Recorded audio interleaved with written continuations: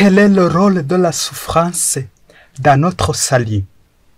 Au nom du Père et du Fils et du Saint-Esprit. Amen. Très précieuse créature de Dieu, que la paix du Christ soit toujours avec vous.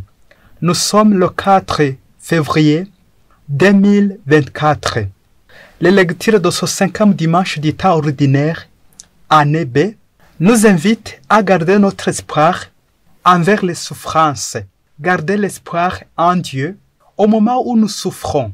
Voici les lectures qui vont nous aider à maîtriser notre souffrance en espérant au salut qui vient de Jésus-Christ notre Sauveur. La première lecture est tirée du livre de Job, chapitre 7, versets 1 à 4 et versets 6 à 7. Le psaume responsorial et le psaume 147. La deuxième lecture est tirée de la première épître de Saint Paul apôtre aux Corinthiens, chapitre 9, versets 16 à 19, versets 22 à 23. Le Seigneur soit avec vous. Évangile de Jésus-Christ selon Saint Marc, chapitre 1, versets 29 à 39. Aussitôt sortant de la synagogue, il vint dans la maison de Simon et d'André, avec Jacques et Jean. Or, la belle-mère de Simon était au lit avec la fièvre, et aussitôt, il lui parlait à son sujet. S'approchant, il la fit se lever en la prenant par la main. Et la fièvre la quitta, et elle le servait. Le soir venu, quand fit coucher le soleil, on lui apportait tous les malades et les démoniaques, et la ville entière était rassemblée devant la porte. Et il guérit beaucoup de malades, atteints de divers maux, et il chassa beaucoup de démons. Et il ne laissa pas parler les démons parce qu'il savait qui il était. Le matin, bien avant le jour, il se leva, sortit et s'en alla dans un lieu désert. Et là, il priait. Simon et ses compagnons le poursuivèrent. Et l'ayant trouvé, ils lui disent, « Tout le monde te cherche. » Il leur dit, « Allons ailleurs, dans les bourgs voisins, afin que j'y prêche aussi, car c'est pour cela que je suis sorti. » Et il s'en alla à travers toute la Galilée, prêchant dans leur synagogue et chassant les démons. Acclamons la parole de Dieu.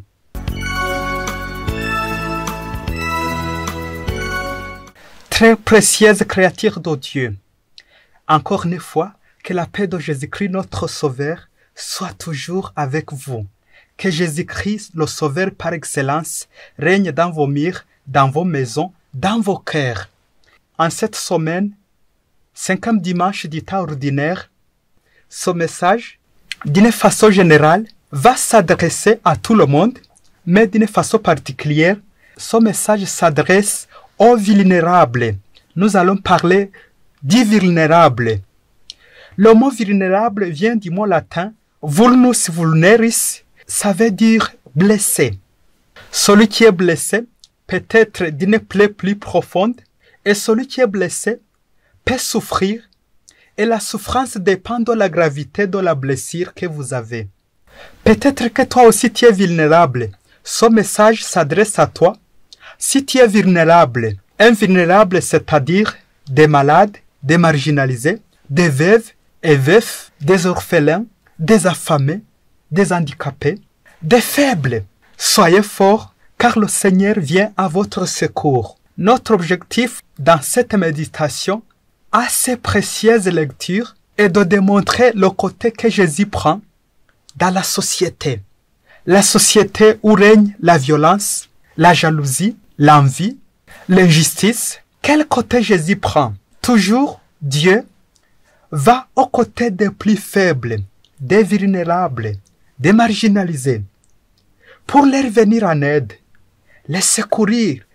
Souligner cette règle générale. Dieu souffre avec les vulnérables. Dieu est aux côtés du souffrant. Et nous savons que le souffrant par excellence, c'est Jésus-Christ.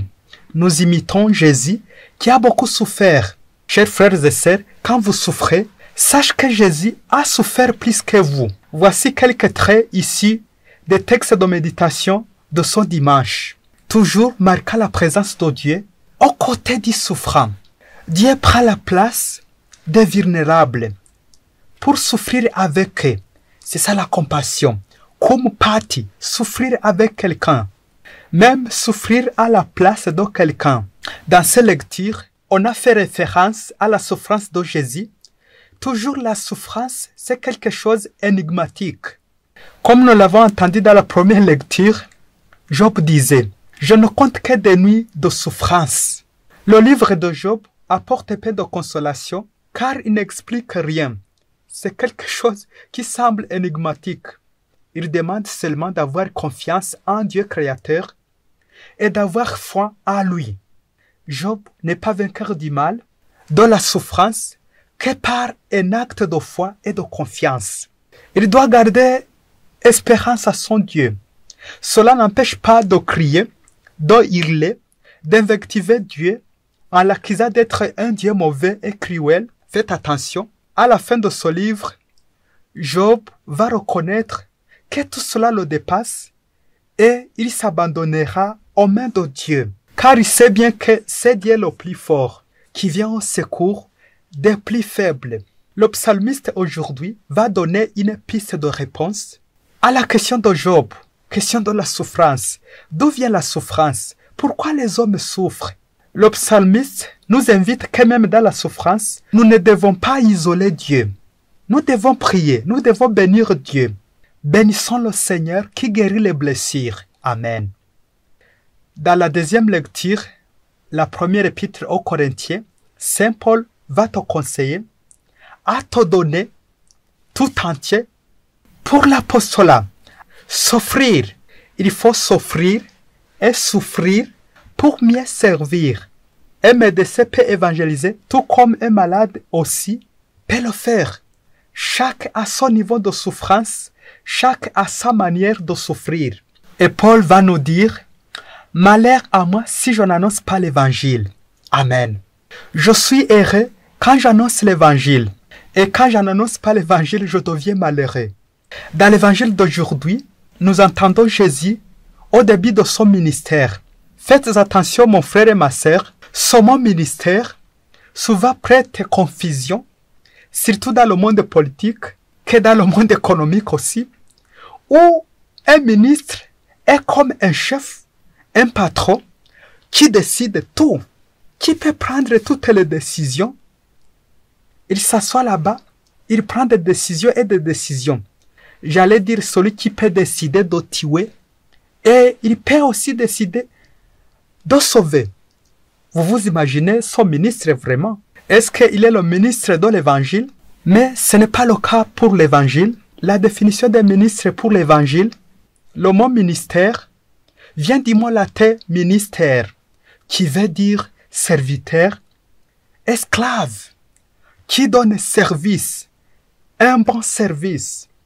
C'est comme ça que Jésus va prendre le côté des faibles. Il va être au côté des faibles, des blessés, des marginalisés, des vulnérables, des malades, pour leur donner service. Et on a dit, il guérit beaucoup de gens atteints de toutes sortes de maladies. Amen. En retournant un peu sur le livre de Job, dans le livre de Job, Dieu ne vient pas se mettre à la place de Job. Il reste un Dieu lointain et énigmatique. Mais dans l'évangile d'aujourd'hui, avec Jésus, notre Sauveur, Dieu fait homme, Dieu vient se mettre à la place de Job. Dans le Nouveau Testament, par l'incarnation, Dieu va se faire faible. Il partage avec le faible, avec le pécheur. Dieu va visiter Job et parler avec lui. Il va partager sa souffrance et le conduire à la paix du cœur dans le silence. Chers frères et sœurs, Dieu est avec nous pour nous affronter le mal, la souffrance et la maladie. Il nous apporte la paix, l'espérance du salut, la foi que la vie est plus forte que la mort. Son message de consolation nous témoigne que Jésus ne peut jamais nous abandonner malgré notre faiblesse, malgré notre péché, malgré nos plaies les plus profondes. Jésus est toujours présent dans nos misères, dans notre souffrance, dans nos angoisses, dans nos injustices, dans nos maladies, pour nous guérir. Chers frères et sœurs, souvent la ligne de guérison est bien tracée, est bien établie par Jésus. Voici la ligne que Jésus a tracée aujourd'hui. Jésus a guéri la belle-mère de Pierre. Et la belle-mère de Pierre, à son tour, va leur donner service, va les servir. Cela nous interpelle. Tout chrétien touché par Jésus ou bien guéri par Jésus doit aussi, à son tour, toucher les autres, répandre la bonne nouvelle pour marquer la présence du Christ dans les souffrants, les vulnérables. Quand nous venons de prier, spécialement dans la prière de l'Eucharistie à la messe, le prêtre nous dit « Lo ita missa est », aller dans la paix du Christ. C'est aller évangéliser nos frères, nos sœurs. Tout ce que nous rencontrons, nous devons leur donner ce que Jésus nous a donné, le bon service. Un jour, quelque part en Afrique, très loin, un homme était chômeur. Il avait fait des études poussées, mais il ne trouva pas d'emploi.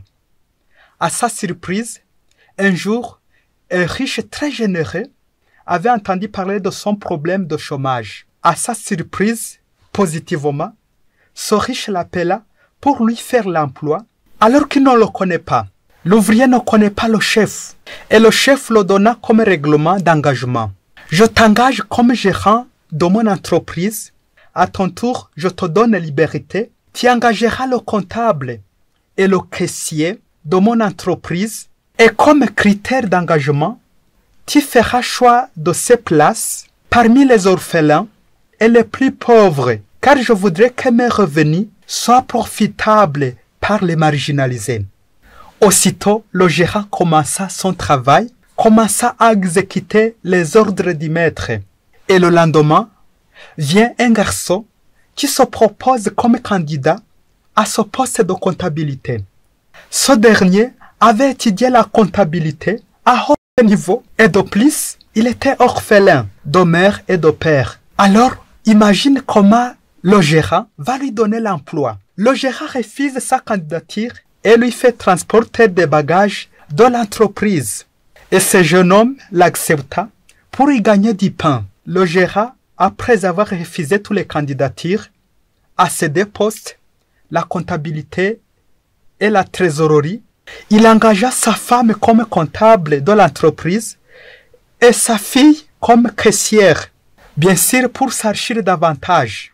Vous allez entendre la suite. À la suite, le gérant avait créé un petit stock chez lui et le transporteur portait des marchandises chez le gérant et le rapport était très bien signé par la comptable et par la caissière que les marchandises sont bien vendues durant toute la journée et le rapport bien signé était transmis au propriétaire de l'entreprise, le patron. Peut-être que via WhatsApp. Un jour, quand le grand stock était vide, comme Job criait vers son Dieu, et le gérant dit à son chef que les voleurs ont volé toutes les marchandises, ont volé tous les biens qui étaient dans le magasin, et que le stock est resté vide, et les témoins sont là, comme la comptable et la caissière, les vulnérables par excellence. Et voilà que les choses vont changer avec une grande surprise négative. Et aussitôt, le patron apparaît devant le nouveau stock dans la famille du gérant, de la comptable et de la caissière, où il va rejoindre ces trois ouvriers, les vulnérables par excellence. Ils sont tous surpris négativement, car ils ne connaissaient pas leur chef, alors qu'ils travaillaient avec lui tous les jours, chaque jour. Imaginez-vous, et qui est ce chef qui travaillait avec le gérant, la comptable et la caissière? Je pense que tu l'as deviné. C'est qui alors? C'était le transporteur, l'orphelin, à qui on avait refusé sa candidature à la poste de la comptabilité. Vous vous imaginez? Un coup de honte fut adressé à toute la famille. Et c'est comme ça qu'ils sont rentrés les mains vides et le patron a bien récupéré ses marchandises, ses biens, en engageant lui-même des ouvriers dignes de travail, les handicapés, les orphelins, les vulnérables, car son entreprise était destinée pour aider les vulnérables. Chers frères et sœurs, quelle place peux-tu prendre dans ce foyer dans cette famille? J'allais dire la famille de gérant. Quelle place peux-tu prendre dans cette entreprise? Quel rôle que tu peux jouer dans cette entreprise? Tu es le transporteur, tu es le gérant, tu es la caissière, tu es la comptable. Qui es-tu? Tu es à quel côté? Tu joues à quelle place? Tu donnes quel service? Tu voles là-haut ou bien tu voles les biens d'autrui? Chers frères et sœurs, c'est de cette manière que travaillent les ministres de ce monde. Des chefs. Une fois engagés, une fois gagné l'emploi, ils travaillent pour eux-mêmes, pour leur foyer. Ils oublient les autres, les marginalisés, les vulnérables, et ils volent les biens communs. Imaginez les biens destinés pour aider les autres. Toi seul, tu vas les prendre.